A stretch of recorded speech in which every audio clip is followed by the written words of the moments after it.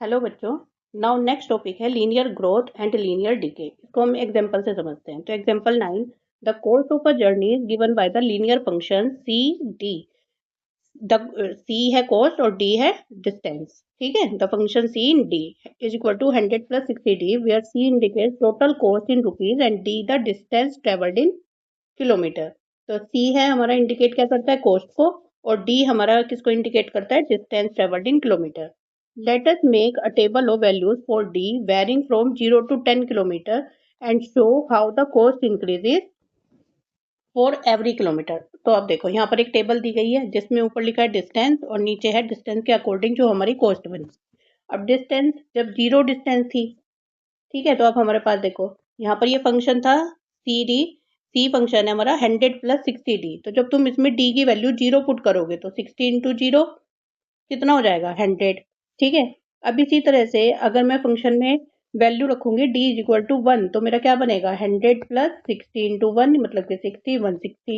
इसी तरह से फंक्शन में वैल्यू आप रखोगे डी इज इक्वल टू 2 तो 100 plus 60 into two, 60 into two होता है 120 और फिर जब हम प्लस कर देंगे तो आ जाएगा 220। तो इसी तरीके से जब मैं डी की वैल्यू 3 पुट करूंगी तो मेरा आंसर आएगा 280। जब डी की वैल्यू 4 पुट करेंगे तो आएगा 340 एंड जब हम डी की वैल्यू 5 पुट करते हैं तो हमारा आंसर बनता है 400। अब हमें यहाँ पर क्या करना है, हमें ये करना है कि show how the cost increases for every kilometre. अब देखो यहाँ पर एक फिक्स्ड अमाउंट से हमारी वैल्यूज बढ़ रही है। देखो 100 plus 60 160, 160 plus 60 220, 220 plus 60 280 plus 60 340 and plus 60 400। तो एक फिक्स्ड वैल्यू, फिक्स्ड अमाउंट हमारी इंक्रीज हो रही है इन कॉस्ट। तो जब किसी फंक्शन की वैल्यू एक फिक्स अमाउंट से इंक्रीज होती है तो वो एक लीनियर ग्रोथ शो करता है। ठीक है, क्या शो करता है, लीनियर ग्रोथ। तो इसीलिए हम इसको क्या बोल रहे हैं, this is an example of a linear growth. Clear. What is the cost for travelling 15 kilometre and for how many kilometres will the cost of the journey be 700। तो पहले वाला क्वेश्चन देखते हैं, what is the cost for travelling 15 kilometre. अब हमारा function क्या था, C is equal to 100 plus 60d। इस बार डिस्टेंस हमें कितनी रखनी है, 15। तो 60 into 15 then 100 plus 15 6 90 then 900 and कितना आ गया हमारा 1000 रुपीज। तो कॉस्ट हमारी कितनी हो गई, 1000 रुपीज फॉर डिस्टेंस कितनी हमने ट्रेवल किया, 15 किलोमीटर के लिए। अब next, for how many kilometres will the cost of journey be rupees 700। इस बार कॉस्ट दे दी है और डिस्टेंस हमें निकालनी है। तो देखो c इज इक्वल टू कितना था हमारा, 100 प्लस 60d। इस बार c हमें पता है 700 है, हमारी कॉस्ट कितनी है 700। 100 प्लस 60 इंटू डी, डी हमें फाइंड करना है। Then 700 minus 100 is equal to 60d। 600 is equal to 60d। Then d की वैल्यू हमारी कितनी आ जाएगी, 600 डिवाइड बाई 60 10। तो कितने किलोमीटर के लिए हमारी कॉस्ट 700 रुपीज होगी, for 10 kilometre. Clear. Now example 10. The height of water in a cylindrical tank is 3 meter at the start of summer. The height h meter at the end of t month is given by the linear function h is equal to 3 minus 0.5 t। अब हमारे पास ये function given है। अब देखो ये table है, table में ऊपर है मंथ और नीचे है हाइट। मतलब जैसे जैसे हमारे मंथ इंक्रीज होंगे उसके अकॉर्डिंग हमारी हाइट चेंज होगी। ठीक है, अब स्टार्टिंग में हमारी जो वाटर की हाइट थी वो कितनी थी, 3 मीटर। तो जीरो पर हमारी क्या वैल्यू आ गई, 3 मीटर। अब देखो हमारी, अब हमने रखा eight the end of 1 month हमारी कितनी हाइट होगी। तो अब यहाँ पर हम वैल्यू रख के देख लेंगे। हमारा फंक्शन था h is equal to 3 minus 0.5 थी। तो h is equal to 3 minus 0.5 into 1 then 3 minus 0.5 कितना आ गया, 2.5। इसी तरह से अब यहाँ पर वैल्यू रखोगे तो h is equal to 3 minus 0.5 into 2, 2 5 10, 3 minus 1 is equal to 2। अब इसी तरह से यहाँ पर h is equal to 3 minus 0.5 into 3, 3 5 15 1.5 और 1.5 को 3 से माइनस करेंगे तो कितना आ जाएगा, 1.5। इसी तरह अब हम h is equal to 3 minus 0.5 into t की वैल्यू क्या रख देंगे, 4। तो हमारे पास 4 5 22, 3 माइनस 2 हमारे पास कितना आ जाएगा, 1। अब देखो इस टेबल में जैसे जैसे हमारी टी की वैल्यू इंक्रीज हुई है 0 1 2 3 4, तो हाइट हमारी एक फिक्स्ड वैल्यू से डिक्रीज हो रही है। देखो 3 माइनस कितना, 3 में से हम क्या माइनस करेंगे कि 2.5 है, 0.5, 0.5 माइनस हो रहा है। यहाँ पर भी 0.5 माइनस हो रहा है, 2.5 माइनस 0.52, यहाँ पर भी 0.5 माइनस हो रहा है, और यहाँ पर भी 0.5 माइनस करके हमारा आंसर बना है। तो इसका मतलब है कि जब किसी फंक्शन की वैल्यू किसी फिक्स्ड नंबर से डिक्रीज हो जाए, ठीक है, जब डिक्रीज होती है तो वो फंक्शन एक लीनियर डीके दिखाता है। तो ये एग्जांपल एक लीनियर डीके का है। What will be the height of the water at the end of 5 month. तो अब देखो ये तो डायरेक्ट भी कर सकते हो, 5 मंथ में अब 1 में से हम 0.5 माइनस कर देंगे, तो हमारी कितनी हो जाएगी 1 माइनस 0.5, डेट मीन्स 0.5 मीटर। Clear.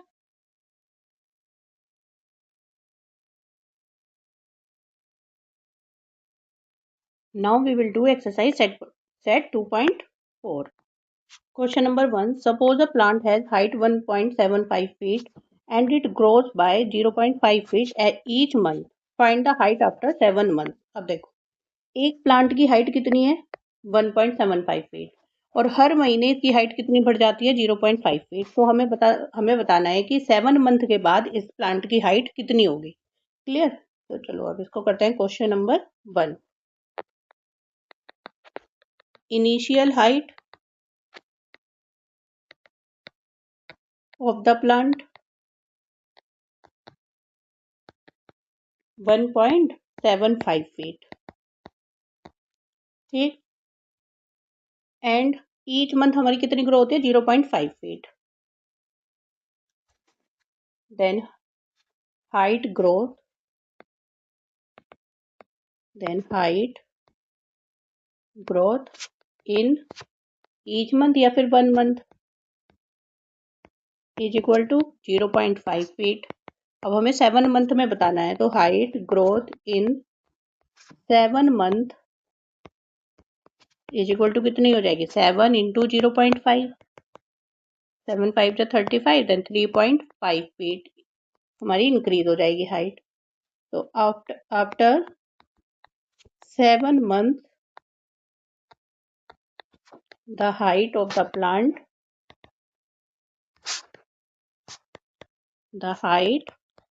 plant, will be,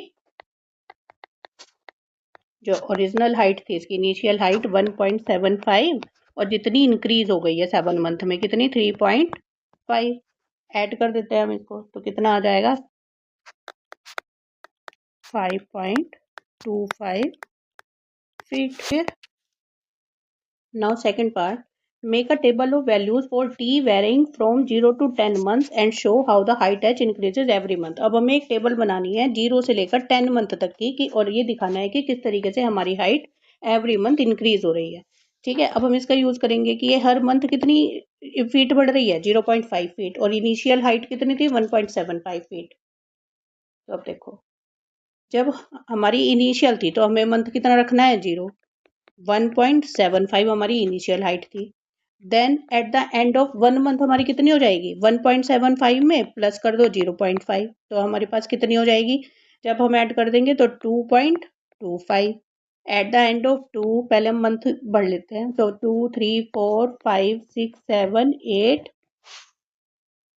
9 and 10, और हर बार हाइट में हम कितना प्लस करते जाएंगे 0.5, तो 2.25 प्लस 0.5 कितना हो जाएगा 2.75, 2.75 plus 0.5, then 3.25 plus 0.5 3.75 plus 0.5 4.25, plus कर देंगे 0.5 तो कितना हो जाएगा 4.75, देन कितना हो जाएगा 5.25, 5.75, 6.25 एंड 6.75। तो ये कैसे आया है, हमने हर बार हाइट में 0.5 एक फिक्स्ड वैल्यू को इंक्रीज कर दिया है। तो ये किसका एग्जाम्पल हुआ, एक लीनियर ग्रोथ का एग्जाम्पल हो गया है। ठीक है, तो the height shows a linear growth.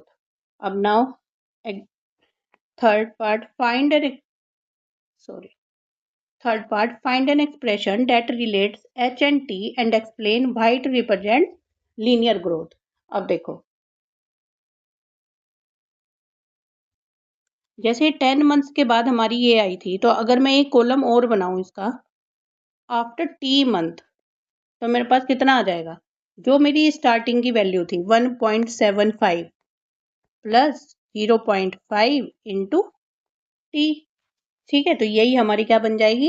एक लीनियर एक्सप्रेशन। तो क्या बन जाएगी? Third part, h is equal to 1.75 plus 0.5 into T. देखो 1 मंथ में कितनी इंक्रीज हुई थी? 0.5, तो टी मंथ में कितनी इंक्रीज होगी? 0.5 इंटू टी। तो h is equal to 1.75 plus 0.5 T is the linear expression, is the linear function of h in t। अब दिस रिप्रेजेंट्स लीनियर ग्रोथ। क्यों? जैसे मैंने अभी बताया कि ये कांस्टेंट वैल्यू, एक फिक्स्ड वैल्यू से हमारी हाइट बढ़ रही है। कितनी है वो fixed amount? 0.5।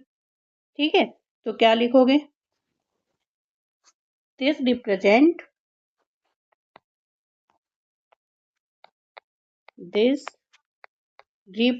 Linear growth as the height increases by a constant value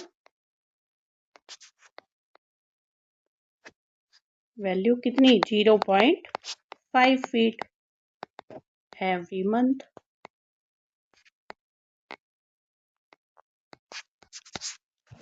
clear?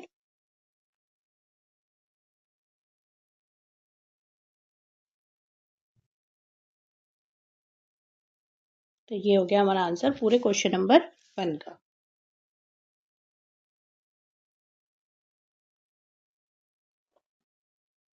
Now question number 2. A mobile phone is bought for rupees 10,000. Its value decreases by rupees 800 every year. Find the value of the phone after 3 years.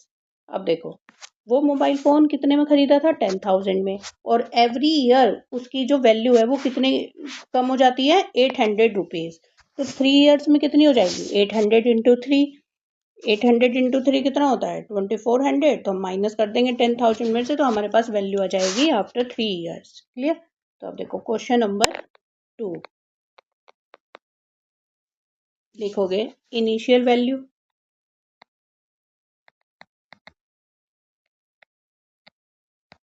कितनी थी? 10,000। Value decreases every year, कितना? Rupees 800। Therefore value decreases in 3 month, in 3 years. 800 into 3 rupees 2400। Therefore, value of mobile phone after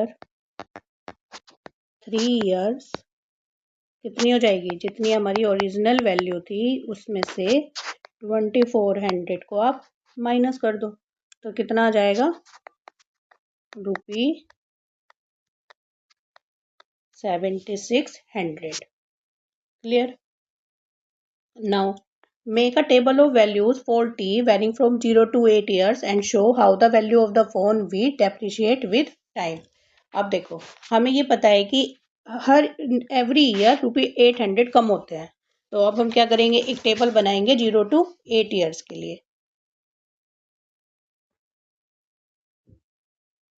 तो अब देखो, मैंने ऊपर years लिख लिया है और नीचे ईयर्स के अकॉर्डिंग जो उसकी वैल्यू चेंज होगी। तो इनिशियल, देन 1 2 3 4 5 6 7 एंड 8। मुझे 8 ईयर्स में उसमें 8 ईयर्स तक मुझे उसकी वैल्यू निकालनी है कि किस तरीके से चेंज हो रही है। तो अब इनिशियल वैल्यू हमारी कितनी थी? 10,000। ठीक है, अब हम क्या करेंगे? -800 करते जाएंगे। तो eight the end of every year हमारे पास कितनी वैल्यू हो जाएगी 10,000 माइनस 800 कितना हो गया 9200 9200 माइनस 800 तो फिर कितना हो जाएगा 8400 देन माइनस 800 7600 देन माइनस 800 6800 फिर माइनस 800 6000 देन 6000 माइनस 800 कितना हो जाएगा 5200 then 5200 minus 800 4400 then minus 800 3600 clear now find an expression that relates v and t and explain why it represents linear decay अब हमें एक एक्सप्रेशन बनानी है v and t के अंदर अब देखो 1 मंथ में हमारा कितना चेंजेस हो रहा था 800 रुपीज 800 रुपीज से डीके हो रहा था ठीक है अब देखो एवरी ईयर हमारी वैल्यू कितनी डिक्रीज हो रही है 800 रुपीज तो हमारा फंक्शन क्या बन जाएगा v इज इक्वल टू 10,000 जो हमारी इनिशियल वैल्यू थी और माइनस 800 t ठीक है तो ये हमारा क्या बन गया एक linear function in v and t अब क्योंकि यहाँ पर हमारा 800 रुपीज एक फिक्स्ड अमाउंट डिक्रीज हो रहा है तो यहाँ पर क्या देखने के लिए मिल रही है हमें एक लीनियर डीके तो क्या लिखेंगे this represent linear decay this represent linear decay as the value of v decreases by a constant amount कितनी amount 800 rupees every year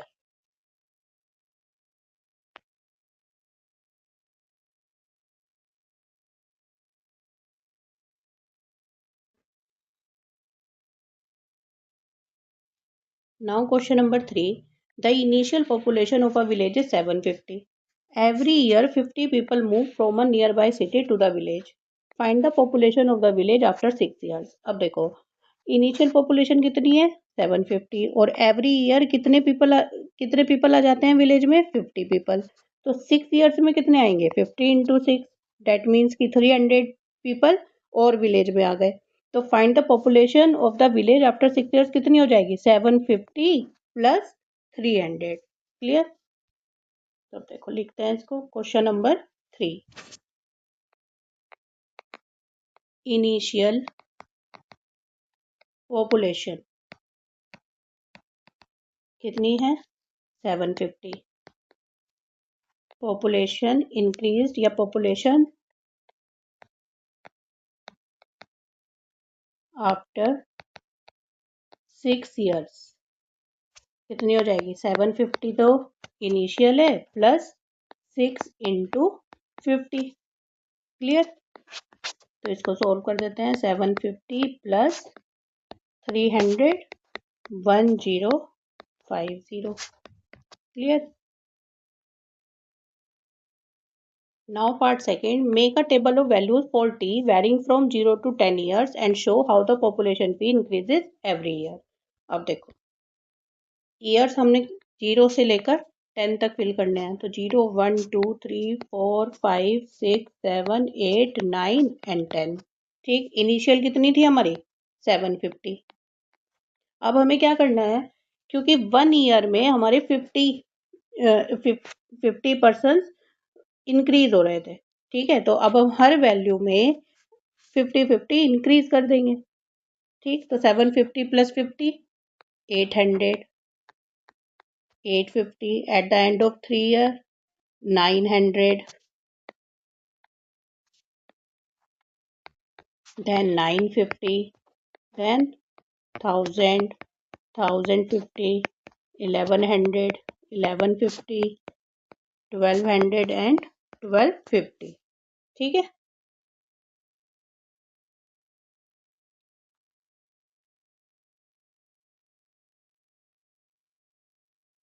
now part third Find an expression that relates P and T and explain why it represents linear growth. अब हमें एक function बनाना है P and T में.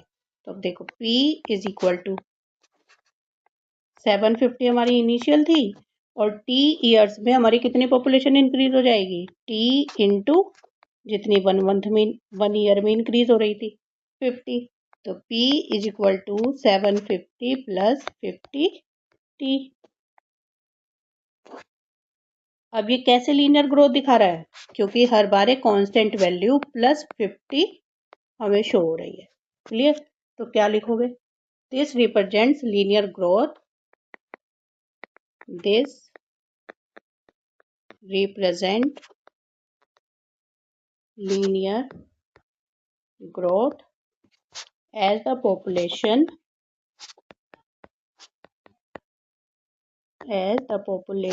increases by a constant number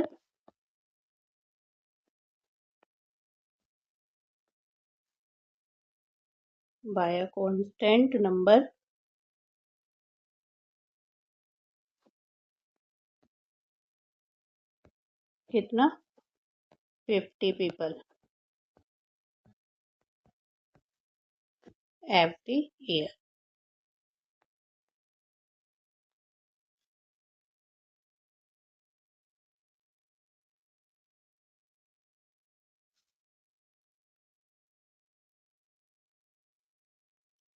Question number 4. A telecom company charges rupees 600 for a certain recharge scheme. This prepaid balance is reduced by rupees 15 each day after the recharge.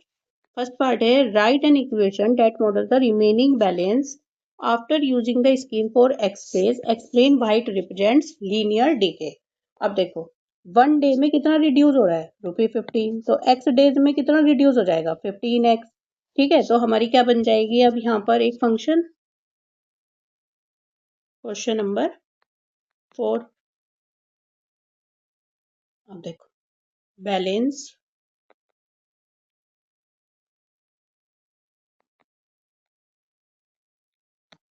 After X days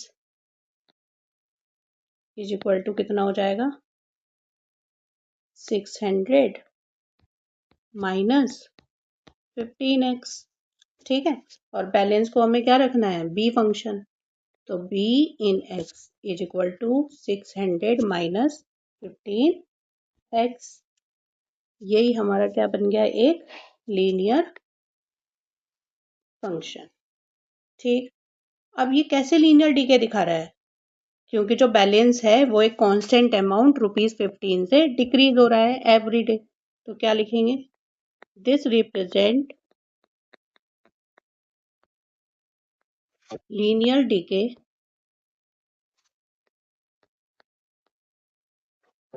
as the balance decreases by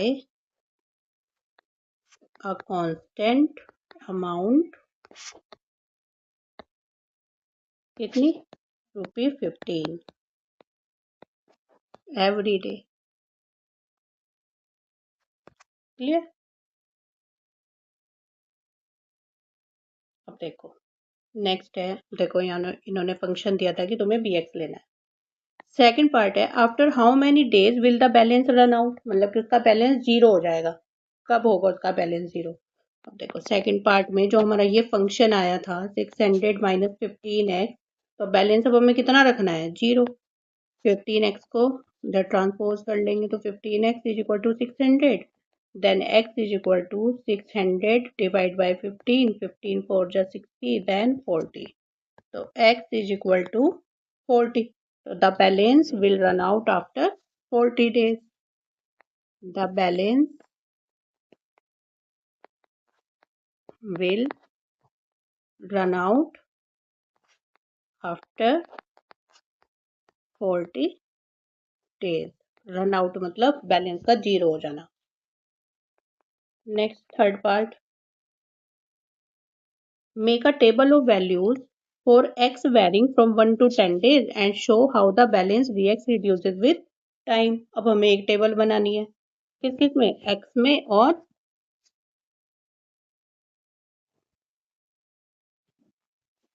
तो इधर लिखेंगे day, ठीक है, जो हमारा होगा x, और इधर रखेंगे हम बैलेंस, इसको हम रखेंगे b। तो डे हमें कहाँ से लेने हैं, 0 to 1 to 10 days, then 1 2 3 4 5 6 7 8 9 and 10। ठीक है, अब इनिशियल हमारे पास कितना था, 600। अब 600 तो हमारा कब था, जब यहाँ पर डे 0 था, इनिशियल अमाउंट में, मतलब कि हमारी 0 पर 600 की वैल्यू। ठीक है, अब हमें क्या करना है, 15 15 माइनस करते जाना है। तो 600 minus 15, 585, 585 minus 15, 570, then minus 15, 555, 555, then minus 15, कितना हो जाएगा हमारा, 540, देन माइनस 15 कितना हो जाएगा, 525, देन माइनस 15, 510, देन 495, फिर minus 15, 480, then minus 15, 465, and then minus 15, 450। Clear. अब इन्होंने हमें 1 to 10 के लिए पूछा था, इसलिए मैंने ये 0 वाला यहाँ से रिमूव कर दिया है, क्योंकि इसे समझाने के लिए। क्लियर। तो ये हमारी क्या बन गई, ये टेबल।